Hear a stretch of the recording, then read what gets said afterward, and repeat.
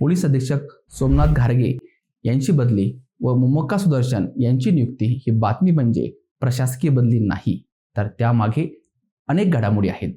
तसं पाहिलं तर पोलीस अधीक्षक सोमनाथ घारगे यांनी यापूर्वी जिल्ह्यात काम केले होते. त्यांना जिल्ह्याचा अनुभव होता. पोलीस अधीक्षक म्हणून पदभार स्वीकारल्यानंतरही त्यांनी प्रसिद्धीच्या झोतात न राहता अत्यंत शांत व संयमीपणा दाखवून जिल्ह्याचा अभ्यास केला व त्याचा फायदा घेत जिल्ह्याची कायदा सुव्यवस्था सांभाळली. इन्फिनिटी बिकॉन, सिस्पे, ग्रोमोहर आदी शेअर मार्केटच्या आमिषानं फसवणूक अशी प्रकरणे त्यांनी उघडकीस आणली. अशोक खरात यांचेही प्रकरण जिल्हा पोलिसांनीच उघडकीस आणले. आता खरात याने एका पतसंस्थेत झालेल्या कोट्यावधी रुपयांचे आर्थिक गैरव्यवहाराचे प्रकरणही उघडकीस आणण्याच्या उद्देशाने तपास सुरू केला आहे.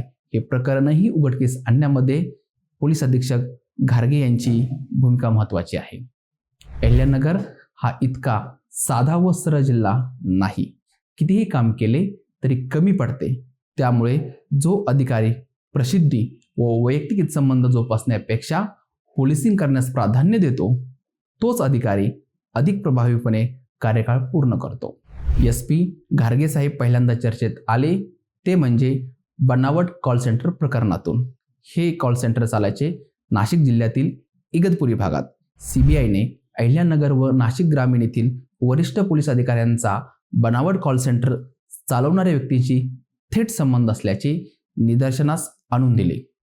याबाबत CBIने संबंधित अधिकाऱ्यांबाबत पोलीस महासंचालक कार्यालय व गृह मंत्रालय यांना पत्रव्यवहार केल्याचे सांगितले जाते. सत्य नेमके काय आहे हे मला सांगता येणार नाही.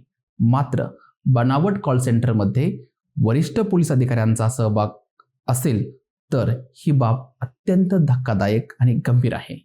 जर तसा आरोप होता तर त्याच वेळेस त्या बदल्या होणेही अपेक्षित होते. मात्र अपेक्षेपेक्षा उशिरानं विविध कारणामुळे या बदल्या झाल्या. त्यामध्ये निवडणुका व इतरही कारणं सांगितली जातात. पोलीस अधीक्षक सोमनाथ घारगे यांनी अशोक खरात प्रकरण उघडकीस आणले व त्यानंतर इतर काही चांगली कामे केली. मात्र CBIचे प्रकरण त्यांना भोवले आणि बदली झाली असेच म्हटले जाते. आता मुमक्का सुदर्शन हे चंद्रपूर येथून अहिल्यानगर जिल्ह्यात बदलून आले व त्यांनी जिल्ह्याची कायदा व सुव्यवस्था सांभाळण्याची जबाबदारी स्वतःच्या खांद्यावर घेतली आहे.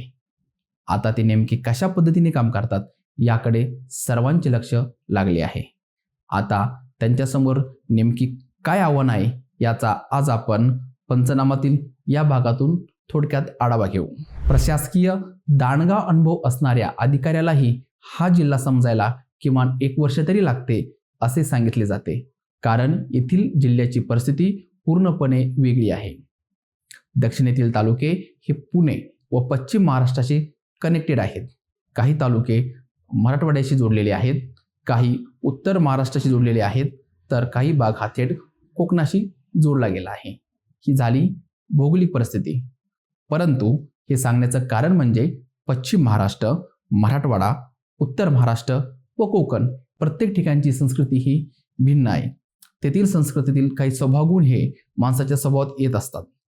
तसेच गुण जिल्ह्यातील त्या तालुक्याच्या त्या प्रदेशातील जो भाग कनेक्टेड आहे त्या लोकांच्या स्वभावात देखील उतरले आहेत. त्यामुळे भिन्न संस्कृती व स्वभाव, सामाजिक परिस्थिती असलेल्या जिल्ह्यात भौगोलिक परिस्थितीनुसार कायदा सुव्यवस्थेसमोरील आव्हान देखील वेगवेगळे आहे. ही झाली जिल्ह्यातील आजूबाजूची आणि आजची परिस्थिती. शहरातही वाटते तितके सोपे नाही. अलीकडच्या काळात येथे कम्युनल वाद खूप वाढलेला आहे. धार्मिक तेढ व त्यातून होणाऱ्या दंगली याचे वेगळे आव्हान पोलीस प्रशासनासमोर आहे. फक्त धार्मिक तेढ नाही तर दलित सवर्ण हा वाद जिल्ह्याला सर्वस्रोत आहे. कारण त्यातूनच खरडा, सोने हत्याकांडासारख्या घटना घडलेल्या आहेत. ज्या गुन्ह्यामध्ये जातीय विषय किंवा जातीय द्वेषभावना नाही, तेथेही जातीय विषय आणून त्यातून सामाजिक वातावरण दूषित झाल्याचे उदाहरणही यापूर्वी आपण जिल्ह्यात पाहिलेले आहे. त्याचे उत्तम उदाहरण म्हणजे पाथर्डी तालुक्यातील जवखेडे येथील तिहेरी हत्याकांड. यासारख्या अनेक गंभीर घटनांनी राज्य ढळून निघालेले आहे. येथील एखादी घटना हे संपूर्ण राज्यच नव्हे तर देशभरात गाजते व त्यातून संपूर्ण सामाजिक, प्रशासकीय व राजकीय वातावरण ढळून निघते. हे जिल्ह्याने अनेकदा पाहिलेले आहे. त्यामुळे गुन्ह्याचा तपास करणे, पोलिसांना शिस्त लावणे, लोकांच्या तक्रारीची दखल घेणे, सार्वजनिक उत्सवामध्ये कायदा सुव्यवस्था सांभाळणे हेच जिल्हा पोलीस दलासमोर आव्हान नाही, तर जातीय तेढ व त्यातून निर्माण होणारे तणाव याचाही सामना नवीन पोलीस अधीक्षकांना करावा लागणार आहे. सामाजिक सलोखा टिकून राहावा म्हणून पोलीस प्रशासनाला नागरिकांसोबत सुसंवाद अधिक उद्दीगत करावा लागणार आहे. त्यासाठी शांतता समितीच्या बैठका वारंवार होणे गरजेचे आहे. त्या समितीत ज्यांच्या शब्दाला व मताला समाजात प्रतिष्ठा आहे अशा व्यक्तींना समाविष्ट करून घेणे आवश्यक आहे. वाळू तस्करी हा आता पूर्वीसारखा जिल्ह्यासाठी तितका डोकेदुखीचा विषय राहिलेला नाही. मात्र वाळू तस्करीतून निर्माण झालेल्या संघटित गुन्हेगारी टोळ्या यांची डोकेदुखी आजही कायम आहे. जिल्ह्यातील संघटित गुन्हेगारी अजिबात कमी झालेली नाही. गावठी कट्ट्यांचा बाजार तेजीत आहे. चोऱ्या, घरफोड्या या घटना कमी झालेल्या नाहीत. सोनसाखळी चोरी हा तर कायमचाच विषय झालेला आहे. अलीकडच्या काळात काही खुनाच्या घटनाही अनडिटेक्ट राहू लागल्या आहेत. जुगार, मटका यांच्यावर तर सध्या अजिबात नियंत्रण नाही. हे कधी बंद होणार नसले तर यातून गुन्हेगारी वाढू शकते. त्यामुळे त्याकडेही अधिक लक्ष देणं गरजेचे आहे. बेकायदा दारू विक्री हा तर उत्पादन शुल्क विभागाचा अधिकार क्षेत्र असलेला विषय. मात्र तरीही बेकायदा दारू विक्रीतून विषारी दारूची विक्री व गुन्हेगारी वाढण्याची भीती असल्याने पोलिसांनीही दक्ष राहण्याची आवश्यकता आहे.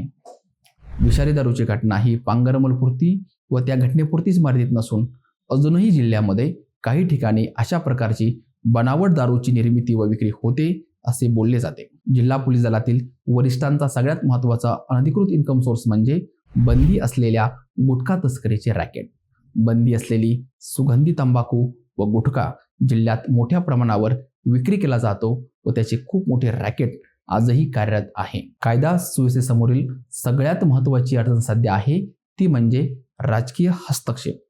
साध्या अदखलपात्र गुन्ह्यांतही राजकीय हस्तक्षेप होतो हे जिल्ह्याने अनेकदा पाहिलेले आहे आणि आजही त्याची तीव्रता उलट अधिक वाढलेली आहे. त्यामुळे नवीन पोलीस अधीक्षकांसमोर ही आव्हाने कायम आहेत. आजच्या भागात आपण नवीन पोलीस अधीक्षकांसमोरील बाह्य आव्हानांबद्दल चर्चा केली.